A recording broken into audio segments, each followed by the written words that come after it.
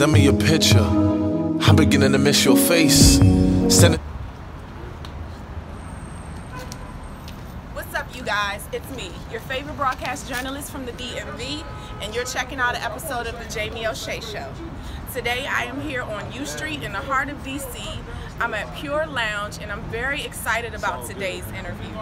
Okay, we're gonna have our first guest, who is a poet. His name is Orville The Poet on the show.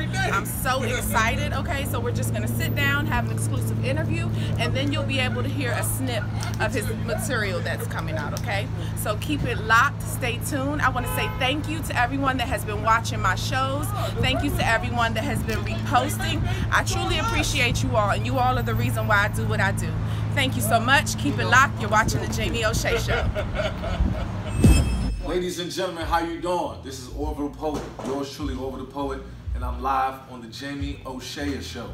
Alright, so you can catch me on all social media at Orville the Poet, O-R-V-I-L-L-E. That's T-H-E, not D-A. We trying to teach you kids how to spell.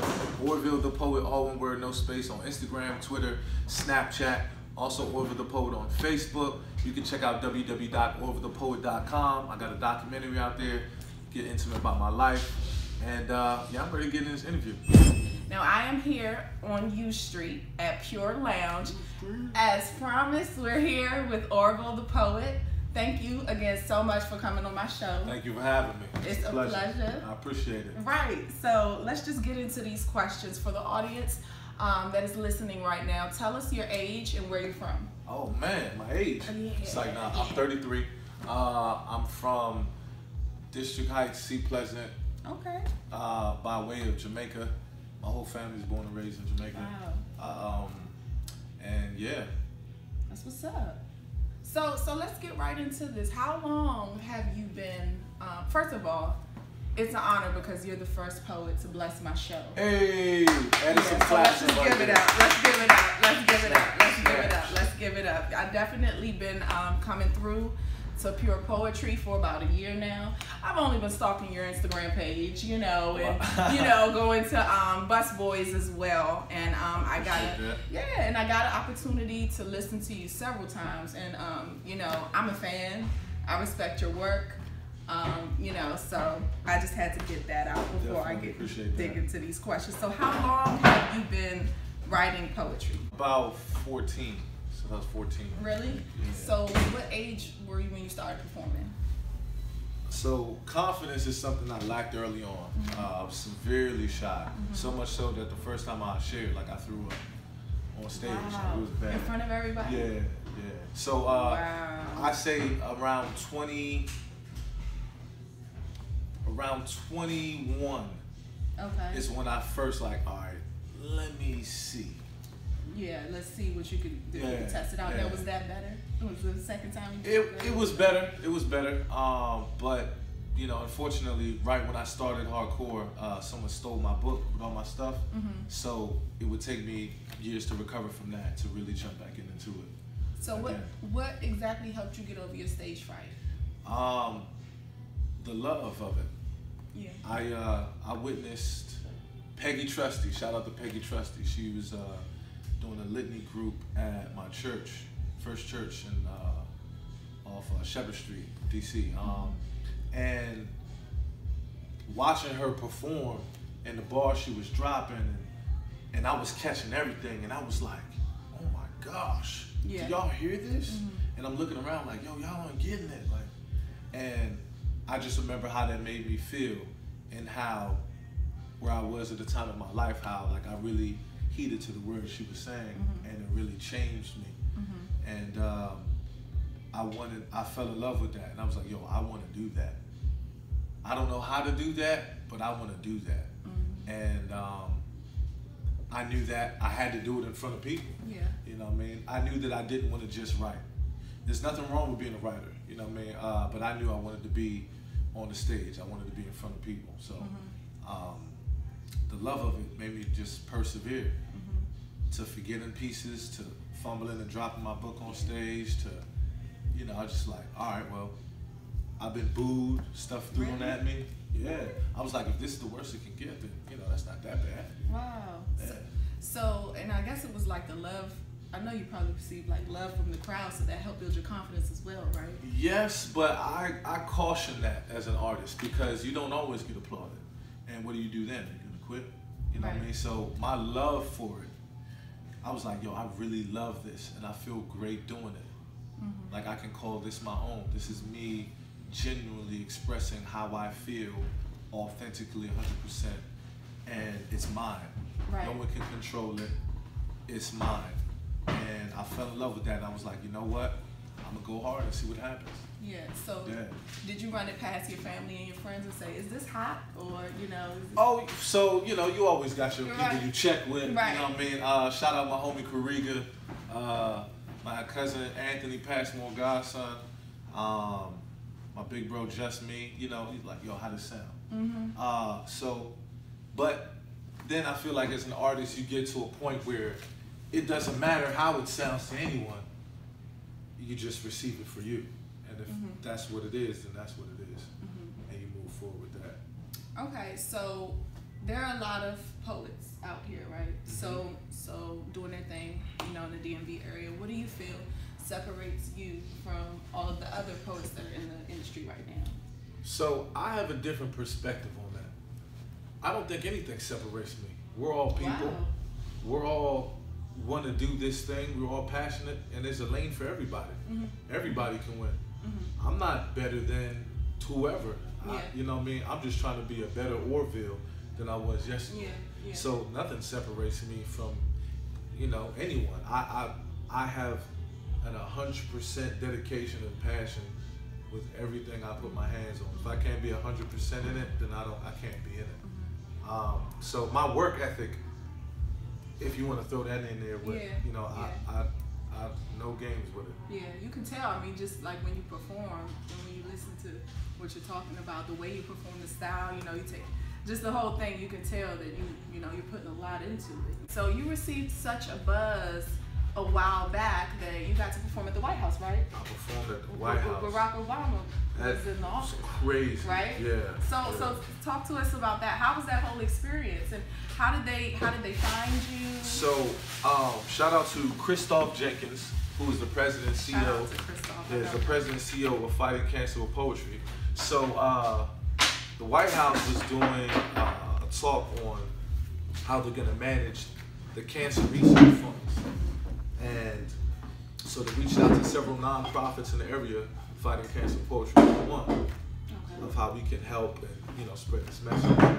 What can we do to, you know, raise funds and such and such and such. So we were there, and they knew I was a poet. I was there with Christoph. I've been doing it every year since maybe 2014. It's every October. And it was in front of the White House. Then it was in the White House. Christoph went to him and was like, yo, this would be dope if we should end this with a poem, huh? And they were all about it. It was like, absolutely. Does he have something? And I was like, yes, I do. Yes, I do. I absolutely do have something. Right. And so right there on the spot, I got to share my story. You know, we went in there with all humility, just trying to like, yo, we need to spread cancer awareness. What are they going to do with the budget? Because CureFest is all about raising the budget for kids' cancer research. Because cancer's hitting kids under 10 at an alarming rate, even higher than adults.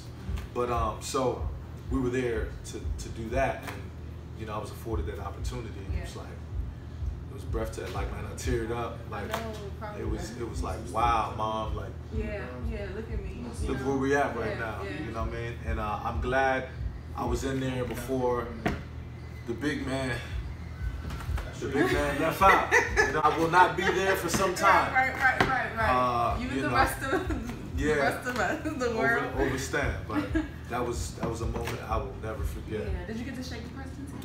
I didn't. Okay. It was like a pass, like a. Like one of the, you know. Okay. You know. Still good though. He's surrounded. Oh yeah. I believe it. I believe it. Definitely. So talk to us about how you got into hosting. How did that come about? So Pure, I got started hosting not actually here at Pure. This was my first. It was my event, my first ever, my solo event here at Pure. But Just Me, man. Just Me was the first person to feature me ever. And was also the person who was like, yo, you make a good host. And I was like, bro, I just started memorizing poems, bro. I know two, 3 poems off the back. He was like, yo, I'm telling you, you need a host. And then literally made an event, put my face on the flyer, hosted by Orville The Poet, and sent it to me. He was like, yeah, it's the day. So he pushed me. You need friends like that in your life, yo. That see your greatness and push you into it. Sometimes when you're so frightened, you don't see it yourself. So that's what Just Me did for me. So that was my first time hosting.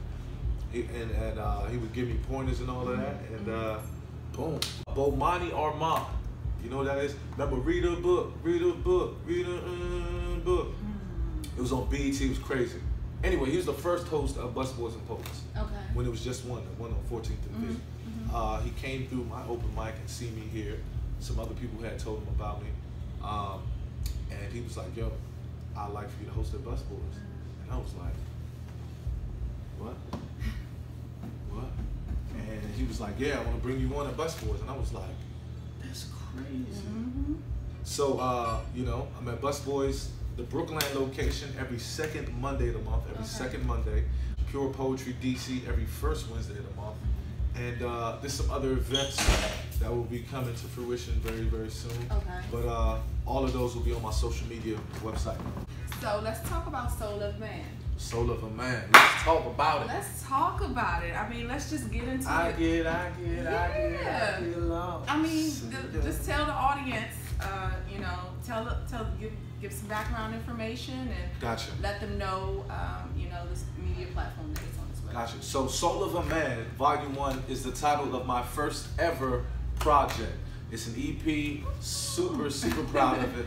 7 tracks, 7 heartfelt tracks. It's spoken word, it's R&B, it's me finessing my voice. I know. It's a little bit of roots and culture, a little bit of, you know, you hear some Jamaican influences in there, some reggae, some dance hall, and it's just, it's me expressing myself. You know, someone asked me like, yo, so you're a singer and a like artist now? What do you want to do? I said, bro, I just want to be. And that was in me for so long, and it just felt so good to just put it out. And honest to God, if my fam liked it, that was enough for me. It's like, yo, they rock with it. But when I put it out, and like people were reposting it and sharing it, and I sold 150 copies in like 2-3 weeks. Really? Out my trunk. Solo. And so so if you're looking and listening right now, feel free to go and check it out. It's called Soul of a Man Volume 1, and it's Orville The Poet, all one word, no space. You gotta type it in like that for it to pop up. It's on Amazon, it's on Google Play, it's on Amazon Prime, it's on Tidal, it's on Spotify, it's on iTunes. All right, so I hope to be releasing some visuals for it very, very soon. Okay, good. And I have some more things. I'm not finished with it yet. I know it came out last year, November, like mid-November, but I still very much want to do some things to it and want to give it to the public like I know it should be given. So Soul of a Man Volume 1, go get it, listen to it, send me your feedback, send me a DM, how you thought it, you know, what you thought, what you liked, what maybe kind of didn't really like this. All of that. I'm here for all of that. I really, really want you to hear it. So y'all make sure y'all go check that out. Soul of a Man. Boom, bam. Available on all social media platforms. Also, do you have any advice for any upcoming poets in the game who may be a little bit discouraged or feeling like they're not sure about their gift, or and they want to get on but they don't quite know how? What advice would you give that person? Don't listen to anyone that's not fanning your flame. If you feel passionate about this and you inquire and reach out to people, specifically close friends and people that know you, and they're not fanning your flame and pushing you towards it, get away from those people and just jump in by yourself. There's open mics every night of the week. Just Google it. There's open mics every night of the week. Hashtag open mics. Just search it on Instagram, whatever social media you prefer. Well, thank you so much. Thank you. Gotta get ready to host and everything. Yeah, I'm about to get water. I'm parched. Well, listen, again, it was an honor. You inspire me. You know what I'm saying?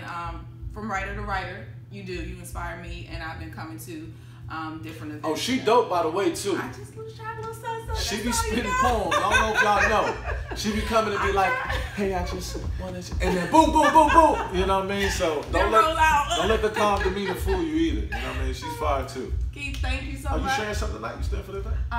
Once I move my car. Oh, gotcha. I might be able to. Gotcha.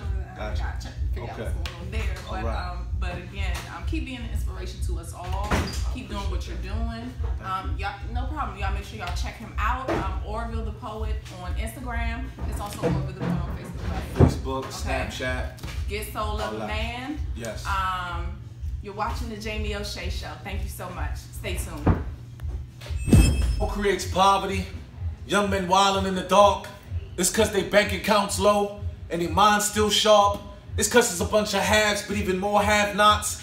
And they won't talk the proper opportunities, just conveniently pass the rock. And all this you see them doing is learned behavior. Most of these dudes knew how to multiply, flip, and add and divide the work before they heard of a savior. And if this is all you've ever known or all you've ever seen, then it's nothing to put the gun to his bean or the eagle to his chest. But I pray daily, the love we show these youngins who've been hurt in the street, one day cut through the bulletproof vest. Because there's nothing worse than seeing youngins getting celebrated for not doing their best. Mediocrity is being celebrated, people.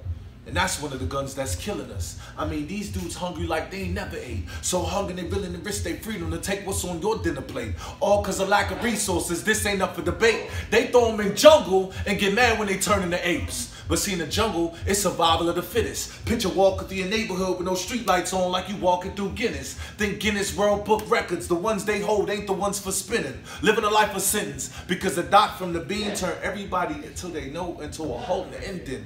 Wait, don't a dot in your sentence? Young boy say, hey bro, I ain't scared to be a memory. I just hope if I make this one more quick flip, my block still remember me. And make sure my RIPT match the newest shoe delivery. I'd rather die a G than struggle in this misery. What a mystery. If only our young kings and queens knew their history. That's OTP.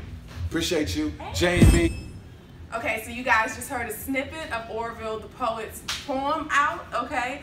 Now, again, thank you so much for coming on the show. I greatly appreciate it. You guys go cop Soul of a Man. Volume 1. Volume 1. Keep it locked. You're watching the Jamie O'Shea Show.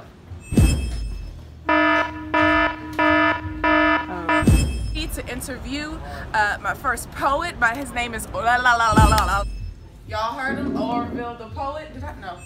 Blooper. Right. What I'm gonna do is, I know you have to get going. Come on, edit that or no?